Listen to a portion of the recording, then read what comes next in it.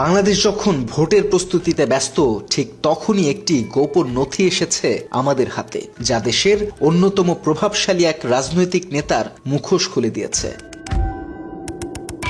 বিএনপির সর্বোচ্চ নীতি নির্ধারণী ফোরাম জাতীয় স্থায়ী কমিটির সদস্য আমির খসরু মাহমুদ চৌধুরীকে উদার সংস্কারের প্রবক্তা হিসেবে দেখা হয়, কিন্তু আমাদের হাতে আসা তথ্য বলছে তিনি বাংলাদেশের জনগণের জন্য নয়, বরং প্রতিবেশী রাষ্ট্র ভারতের গোয়েন্দা সংস্থার জন্য কাজ করছেন।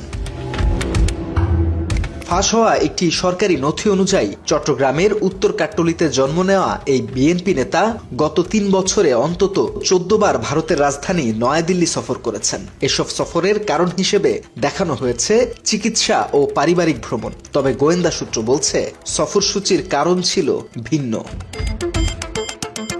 ইংল্যান্ডের লন্ডনে হিসাববিদ্যা নিয়ে অধ্যয়ন করা এই নেতা হিসাব মেলাতে জানেন ভালোভাবেই, তবে এবার তিনি যে হিসাব করছেন তা দেশের সার্বভৌমত্বের সঙ্গে আপোষের। ফাঁস হওয়া নথি অনুযায়ী ২০২৪ সালের নভেম্বরের একটি সফরে তিনি প্রায় ৬ ঘন্টা তার নিরাপত্তা বহর থেকে বিচ্ছিন্ন ছিলেন। ওই সময় তাকে কূটনৈতিক এলাকায় অবস্থিত একটি সেফ হাউসে প্রবেশ করতে দেখা যায়। ওই এলাকাটি ভারতের বহিরাগত গোয়েন্দা সংস্থার হ্যান্ডলারদের আতাতের জায়গা হিসেবে পরিচিত।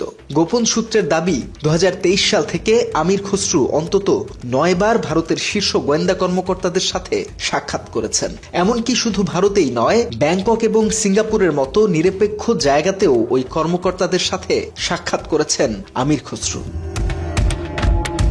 প্রশ্ন হলো, এসব গোপন মিটিংয়ে কি নিয়ে আলোচনা হয়েছে?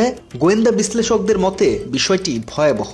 বাংলাদেশের অর্থনীতিকে পরিকল্পিতভাবে দুর্বল করার একটি বিশেষ ছক। চট্টগ্রাম চেম্বার অফ কমার্সের সাবেক সভাপতি এবং চট্টগ্রাম স্টক এক্সচেঞ্জের অন্যতম প্রতিষ্ঠাতা হিসেবে আমির খসরু জানেন দেশের অর্থনীতির রক্তনালীগুলো কোথায়। মূলত এসব প্রতিষ্ঠানের কর্তৃত্ব নিতে আর ফাঁকফোকর বুঝতেই আমির খসরুর সাথে একাধিকবার গোপন মিটিং করেন ভারতীয় গোয়েন্দা সংস্থা।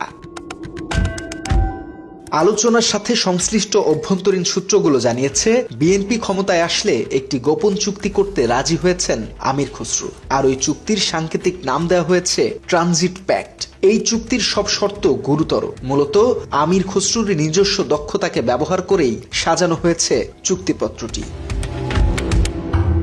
আমির খসরুর ভারত প্রীতির প্রমাণ মেলে আরও অনেকভাবেই। চট্টগ্রামের সন্তান হয়েও তিনি ইতোমধ্যেই নতুন আন্তর্জাতিক গভীর সমুদ্র বন্দর প্রকল্প স্থগিত রাখার প্রতিশ্রুতি দিয়েছেন, অথচ প্রকল্পটি বাস্তবায়িত হলে চট্টগ্রাম বৈশ্বিক বাণিজ্যের কেন্দ্রে পরিণত হতে পারে।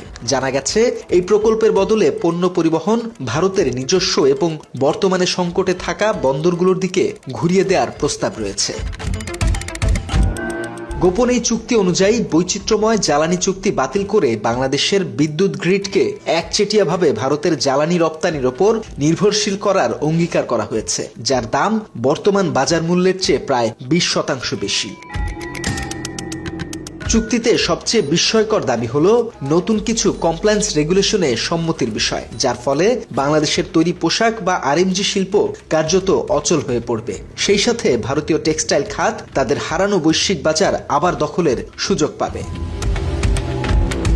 ২০১৮ সালের নিরাপদ সড়ক আন্দোলনের সময় গ্রেপ্তার হন আমির খসরু মাহমুদ। ২০২৩ সালেও এক পুলিশ কনস্টেবলের মৃত্যুর মামলায় তার বিরুদ্ধে নেওয়া হয় আইনি পদক্ষেপ। এসব কারণে নিপীড়নের বিরুদ্ধে সংগ্রামের প্রতীক হিসেবে ধরা হয় এই বিএনপি নেতাকে। তবে গোয়েন্দা বিশ্লেষকদের দাবি, মূলত ওই সময়ে তাকে চাপে রেখে কৌশল নেওয়া হয় গোপন চুক্তিতে রাজি করানোর।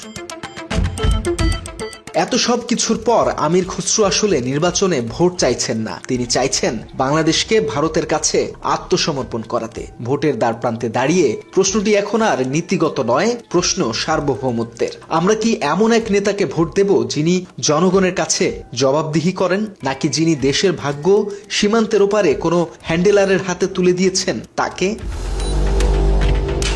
আল্লাহ হাফেজ।